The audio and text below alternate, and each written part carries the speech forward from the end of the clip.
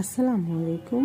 আজকে আপনাদেরকে ঘুরে দেখাতে যাচ্ছি চট্টগ্রামের একটা বিখ্যাত মসজিদ, আর এটার নাম হচ্ছে আন্দরকিল্লা শাহী জামে মসজিদ। এই মসজিদটি হলো বাংলাদেশের চট্টগ্রামে অবস্থিত মুঘল স্থাপত্য শৈলীতে নির্মিত একটি ঐতিহ্যবাহী মসজিদ। চট্টগ্রাম বিজয়ের স্মৃতি সংরক্ষণ করার লক্ষ্যে সম্রাট আওরঙ্গজেবের নির্দেশে শায়েস্তা খাঁ 1667 খ্রিস্টাব্দে মসজিদটি নির্মাণ করেন। 1667 সালে এই মসজিদ নির্মাণের পর থেকেই চট্টগ্রামের ইসলাম ধর্মাবলম্বীদের তীর্থস্থান হয়ে ওঠে আন্দরকিল্লার এই মসজিদ। এই মসজিদের ইমাম বা খতিব নিযুক্ত হতেন পবিত্র মদিনার আওলাদে রাসূল রাদিয়াল্লাহু আনহুগণ। ফলে অল্প দিনের মধ্যেই এই মসজিদ জনপ্রিয় হয়ে ওঠে।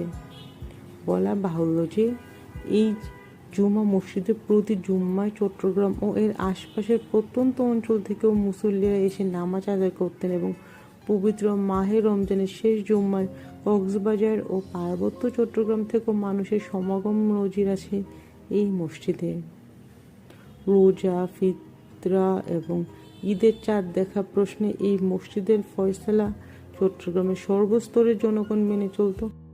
1667 সালে এই মসজিদ নির্মাণের পর থেকেই চট্টগ্রামের ইসলাম ধর্মাবলম্বীদের তীর্থস্থান হয়ে ওঠে আন্দরকিল্লার এই মসজিদ। এই মসজিদের ইমাম বা খতিব নিযুক্ত হতেন পবিত্র মদিনার আওলাদে রাসূল রাদিয়াল্লাহু আনহুগণ। ফলে অল্প দিনের মধ্যেই এই মসজিদ জনপ্রিয় হয়ে পড়ে।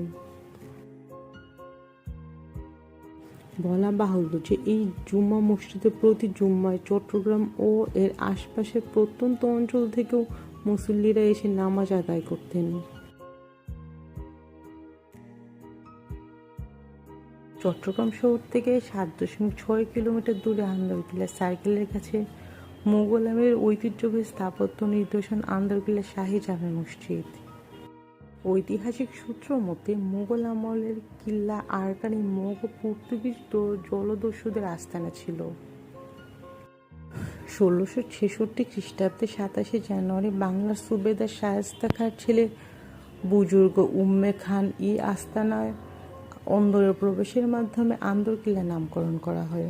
পরবর্তীতে মগ ও পর্তুগিজদের বিরুদ্ধে চট্টগ্রাম বিজয়ের স্মৃতি ধরে রাখতে সম্রাট আওরঙ্গজেবের নির্দেশে শায়েস্তা খান এই মসজিদটি নির্মাণ করেন। প্রায় 352 বছরের পুরনো এই মসজিদ মুঘলদের চট্টগ্রাম বিজয়ের সাক্ষী হিসেবে চট্টগ্রামের অস্তিত্বের সাথে জড়িত আছে। সেই সময় চট্টগ্রামের ইসলাম ধর্মাবলম্বীদের মধ্যে পবিত্র স্থান হিসেবে এই মসজিদটি বেশ জনপ্রিয়, কিন্তু